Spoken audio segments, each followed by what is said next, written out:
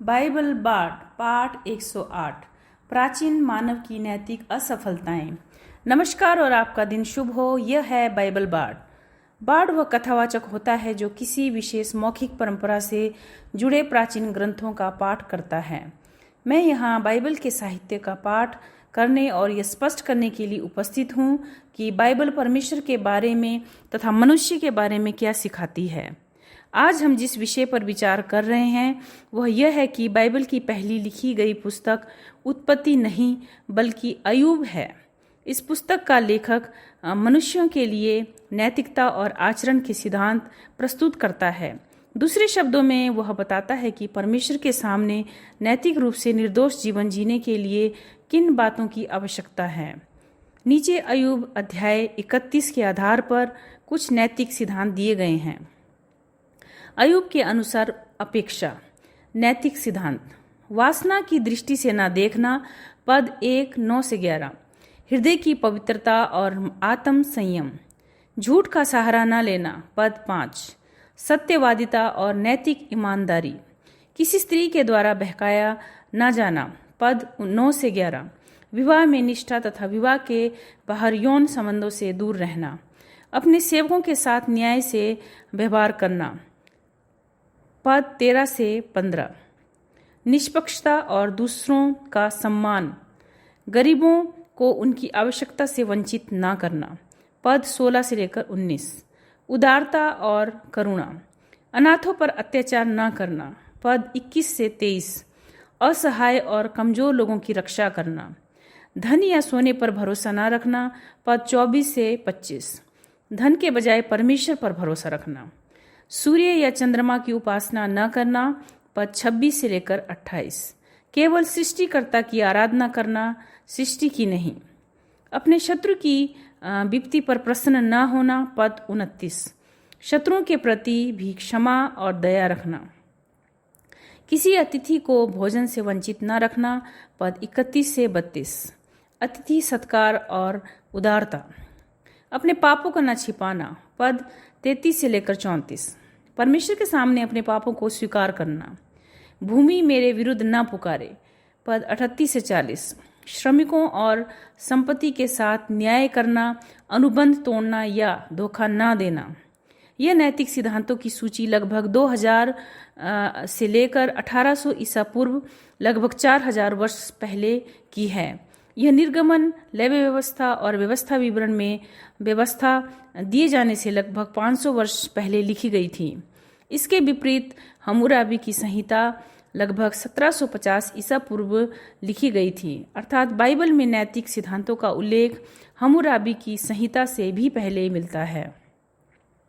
Bible board podcast से मैं पहले 10 आज्ञाओं पर 10 पाठ प्रस्तुत कर चुकी हूँ। उनका सारांश पाठ 67 में उपलब्ध है। उसका लिखित प्रतिलेख www.biblebard.org से प्राप्त किया जा सकता है। हम अय्यूब की पुस्तक में दिए गए इन नैतिक सिद्धांतों का अध्ययन इसलिए कर रहे हैं क्योंकि इससे एक महत्वपूर्ण बात स्पष्ट होती है कि जिसे बाइबल के आलोचक अक्सर स्वीकार नहीं करना चाहते, वह यह कि मानवीय नैतिकता अत्यंत प्राचीन है और उसका आधार परमेश्वर का चरित्र तथा उसकी नैतिक पवित्रता है। इसके विपरीत कई धर्मनिरपेक्ष, जीव विज्ञानी, मनोविज्ञानी, तर्कवादी, मानव विज्ञानी और अन्य विद्वान यह मानते हैं कि नैतिक नियम केवल समाज की समस्याओं का समाधान करने के लिए मनुष्य द्वारा बनाए गए थे। उनके अनुसार प्रारंभिक मनुष्यों ने जब वे शिकारी या किसान समुदाय में रहने लगे तब सामाजिक व्यवस्था बनाए रखने के लिए ये नियम स्वयं बना लिए। लेकिन धर्मनिरपेक्ष विचारधारा यह स्वीकार नहीं करती कि नैतिक सिद्धांत मनुष्य और परमेश्वर के संबंध से उत्पन्न होते हैं। वे बाइबल को अपने अध्ययन और संदर्भों से बाहर रखते हैं क्योंकि बाइबल का प्रमाण उनके तर्कों को चुनौती देता है।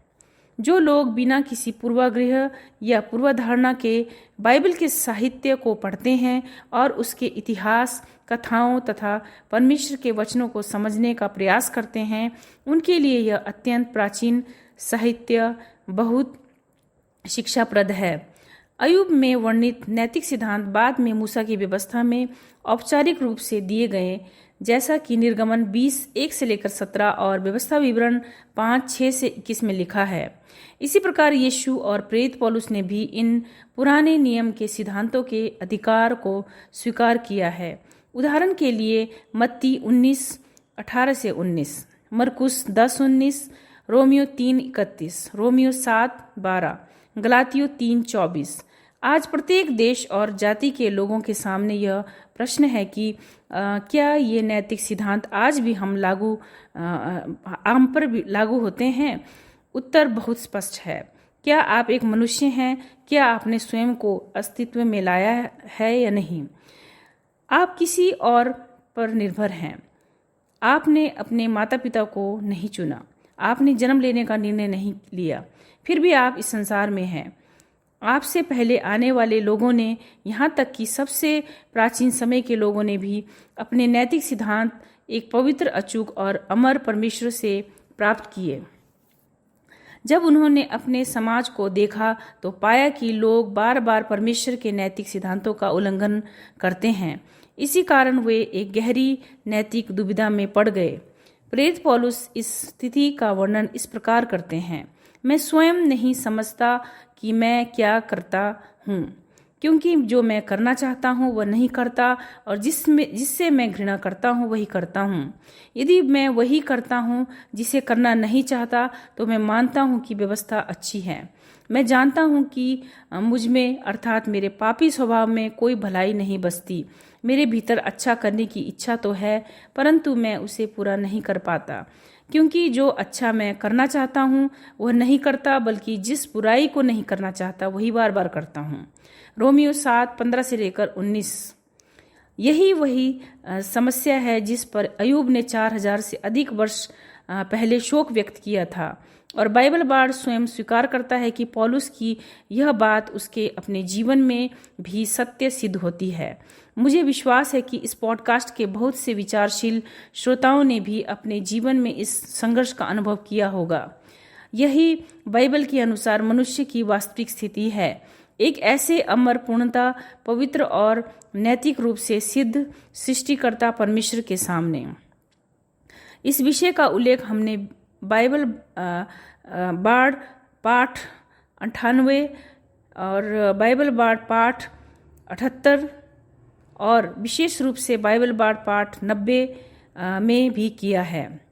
सारांश: बाइबल बाड़ स्वयं इस मानवीय समस्या का कोई दार्शनिक समाधान प्रस्तुत नहीं करता, लेकिन बाइबल के अध्ययन के दौरान मैंने देखा है कि परमेश्वर यीशु मसीह और नए नियम के लेखकों ने इस समस्या का समाधान प्रस्तुत किया है। बाइबल का लगभग 70 बार संपूर्ण अध्ययन, इसके 1190 अध्यायों, लगभग 1410 पृष्ठों और 7,26,109 शब्दों सहित करने के बाद मैंने ये पाया है कि बाइबल इस समस्या का एक स्पष्ट, सरल और समझने योग्य उत्तर देती है। नए नियम में यह संदेश संक्षिप्त और सीधे शब्दों में मिलता है, जबकि पुराने नियम में वही संदेश भविष्यवाणी और काव्यात्मक शैली में अधिक विस्तार से व्यक्त किया गया है। फिर भी पूरी बाइबल में एक ही निरंतर और बिना किसी विरोधाभास के संदेश मिलता है, जो बताता है कि परमेश्वर कौन है और मनुष्य कौन है। बाइबल बाड़ पॉडकास्ट आरंभ करने का निर्णय मैंने अपने जीवन के एक कठिन समय में लिया। उस समय मुझे यह निर्णय लेना था कि आगे जीवन कैसे जीना है। क्या मैं लोगों, शिक्षकों, सिद्धांतों, धर्मशास्त्र, धार्मिक व्यवस्थाओं और कलीसियाओं पर निर्भर रहूं, या सीधे स्वयं परमेश्वर को खोजूं? विडंबना यह है कि शिक्षक, सिद्धांत, धर्मशास्त्र, व्यवस्थाएं और कलीसियाएं लोगों को परमेश्वर की ओर ले जाने के लिए ही होती हैं, लेकिन मेरे अनुभव में वे कभी कभी एक ऐसे पर्दे की तरह बन गई जो मुझे परमेश्वर से सीधे मिलने के बजाय बीच में आ खड़ा हुआ है। अंततः मैंने यही निर्णय लिया कि मुझे स्वयं परमेश्वर की आवश्यकता है। मुझे परमेश्वर का मेरे जीवन में व्यक्तिगत और प्रत्यक्ष रूप से उपस्थित होना आवश्यक था। मैं चाहता था कि वह केवल अपनी सर्वव्यापकता के सिद्धांत के रूप में नहीं बल्कि वास्तव में मेरे जीवन और मेरे घर में उपस्थित हो। मुझे परमेश्वर के गुणों, सामर्थ्य और स्वभाव के बारे में केवल सैद्धांतिक ज्ञान नहीं चाहिए था, बल्कि उनके वास्तविक और जीवित अनुभव की आवश्यकता थी।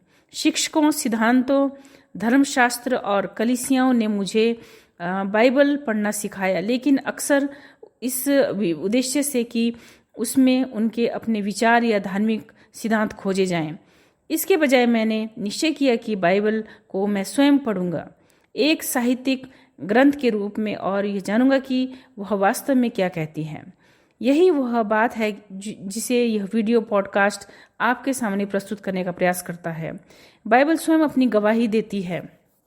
हाँ, मनुष्य हर बात को किसी न किसी व्यवस्थित सिद्धांत में बांधना चाहता है, लेकिन जब विषय उस परमेश्वर का हो जो अनंत, अदृश्य, अमर, पवित्र, न्यायी और प्रेममय आत्मा है, तब मानव बुद्धि की अपनी सीमाएं हैं। इसलिए हम किसी कृत्रिम व्यवस्था का निर्माण करने का प्रयास नहीं करते। हम केवल बाइबल की प्रत्येक आयतों को ध्यानपूर्वक पढ़ते हैं, एक विचार को दूसरे विचार से जोड़ते हैं और यह समझने का प्रयास करते हैं कि बाइबल परमेश्वर और मनुष्य की स्थिति के बारे में वास्तव में क्या स्पष्ट रूप से कहती है। हम कोई नया सिद्धांत नहीं बना रहे, हम केवल उन तथ्यों को एकत्र कर रहे हैं जिन्हें बाइबल स्वयं परमेश्वर और मनुष्य के विषय में प्रस्तुत करती है। निष्कर्ष: बाइबल बार्ड इसी प्रकार कार्य करता है। हमारी प्रस्तुतियां संक्षिप्त, स्पष्ट और मुख्य विषय पर केंद्रित होती है। इनमें कोई अनावश्यक विषय या भटकाव नहीं होता। हम केवल यह बताते हैं कि बाइबल का साहित्य वास्तव में क्या कहता है तथा वह कौन से विचार और सिद्धांत प्रस्तुत करता है। अधिकांश लोगों ने कभी बाइबल की शिक्षाओं का गंभीर अध्ययन नहीं किया है, इसीलिए हमारा उद्देश्य उन्हें सीधे बाइबल के पाठ से परिचित कराना है। आप स्वयं निर्णय करें कि आप बाइबल की शिक्षाओं से सहमत हैं या असहमत। किसी भी पॉडकास्ट एपिसोड को देखने या सुनने के बाद www.biblebard.org पर जाकर उसका लिखित प्रतिलेख डाउनलोड करें ताकि आप उसे पढ़ सकें और आवश्यकता पड़ने पर उसका संदर्भ ले सकें। यदि आप बाइबल बार्ड पॉडकास्ट की सेवा का समर्थन करना चाहते हैं तो पैट्रियन के माध्यम से सहयोग कर सकते हैं। केवल $1 प्रति सप्ताह और $5 प्रति माह का सहयोग भी पॉडकास्ट के संचालन व्यय को पूरा करने में सहायता करती है। आप GoFundMe के माध्यम से भी योगदान दे सकते हैं।